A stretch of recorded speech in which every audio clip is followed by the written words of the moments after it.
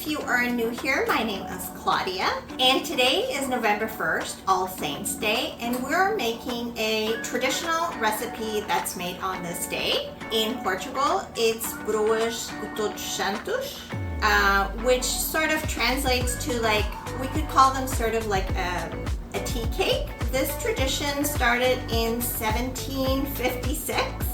There was a lot of poverty in Portugal, and on this day, which is All Saints Day, people used to go around and ask for portugues, or bread for God. It started the tradition of making these tea cakes, and they would be handed out. Today, that tradition is still present in a lot of the smaller towns, but because I guess Halloween is sort of taking over, it's sort of lost its tradition a little bit. My grandmother used to make these broas every year, and we were living in we're living in Canada. She was in Portugal. She would make the tea cakes and mail them to us. The problem with my grandma's recipe was that a few days after we received them, the tea cakes were so rock hard and we would be unable to eat them. Even when my mom started making the recipes, like the tea cakes were just really rock hard. So we have now started to make a different recipe, which is made with sweet potatoes. So let's get into the ingredients. For the recipe, we're going to need some flour, baking powder, and cinnamon and ground anise seed. Anise seed is used in a lot of Portuguese fall recipes, and as soon as I smell it, it just brings me back to my grandma's kitchen. We're also going to need some lemon rind, eggs, of course, sweet potato, butter that's at room temperature, and golden sugar. I'm also going to add some walnuts and raisins. Now this is a big recipe. It's going to yield a lot of tea cakes, and that is because I leave some out and the rest I will freeze, and they freeze beautifully, and all I do is take them out and put them in the air fryer to heat them up a bit, and they're perfect with a cup of tea. So enough chit chat, let's get into it. Bora cozinhar. So nothing fancy needed to make this recipe. We're just going to use a bowl and a wooden spoon. I'm preheating my oven already, and we're going to start with the softened butter and the sugar. And we want to just cream that up.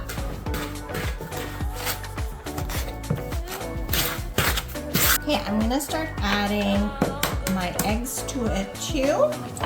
So one egg at a time, and always break it into a separate bowl.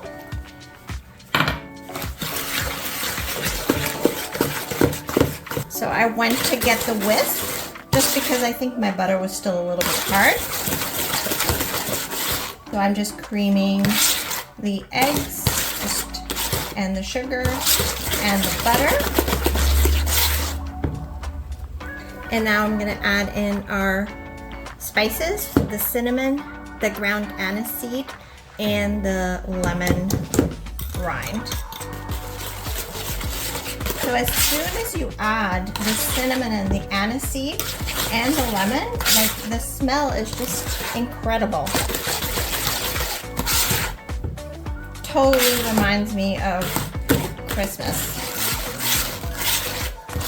So now I'm going to add in the sweet potato that I previously cooked with a bit of salt, a pinch of salt, and then I just mashed it up.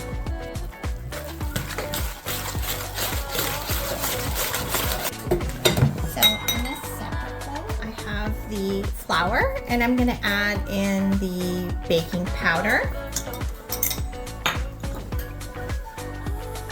And just give it a stir. And then I'm going to start adding the flour to our sweet potato mixture.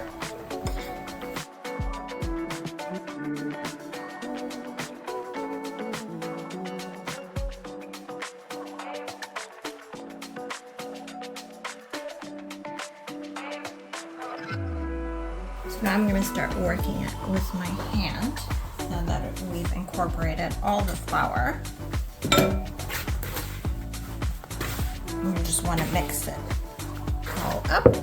Okay, so I'm going to now add a bit more flour just to help bring the dough together. And I'm going to go about a tablespoon at one time.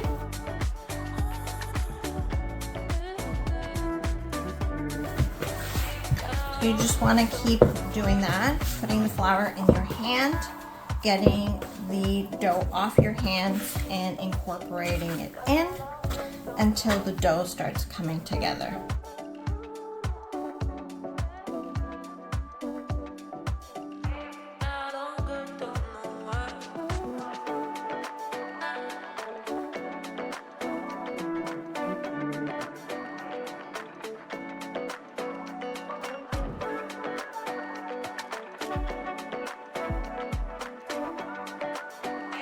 So you just keep kneading it until you can tell that it no longer needs flour and it's no longer sticky. Okay, so now I'm going to cut it in half.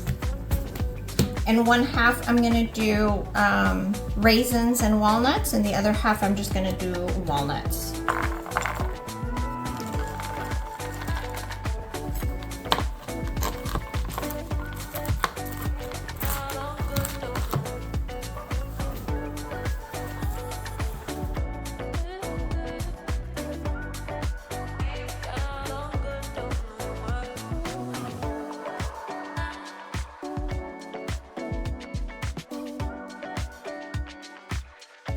I have my cookie sheet ready, and now we're gonna start making our little tea cakes.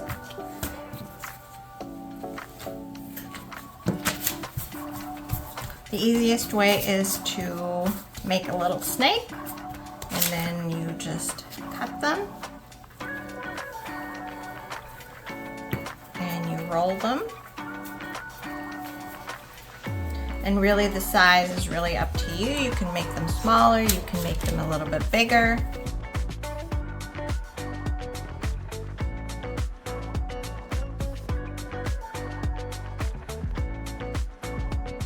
Okay, so now we're going to give them a little bit of an egg wash before they go in the oven. So now in the oven they go until they're a golden brown color.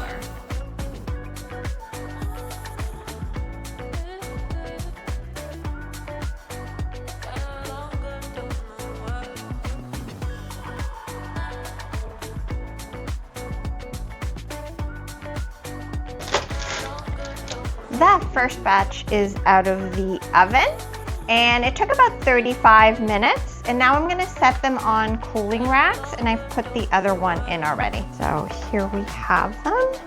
So the bottom is nice and brown and then toasted on the top. And I'm just putting them on the cooling rack now. So as you can see, it comes out a nice sized tea biscuit, or what we call it, broa. And you can really smell the aniseed and the cinnamon.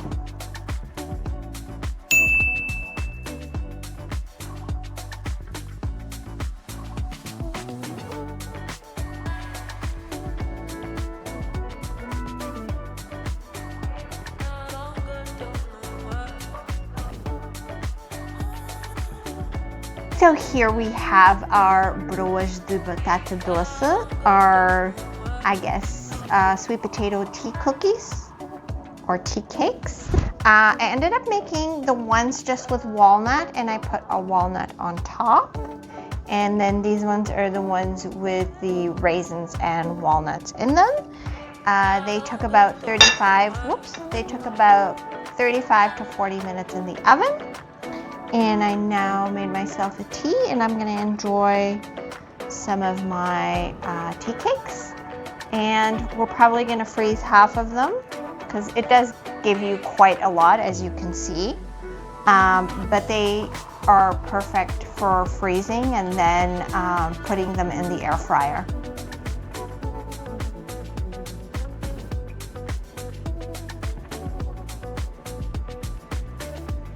Hope you enjoyed this recipe. Let me know if you make it, and hope to see you again soon. Thanks for watching.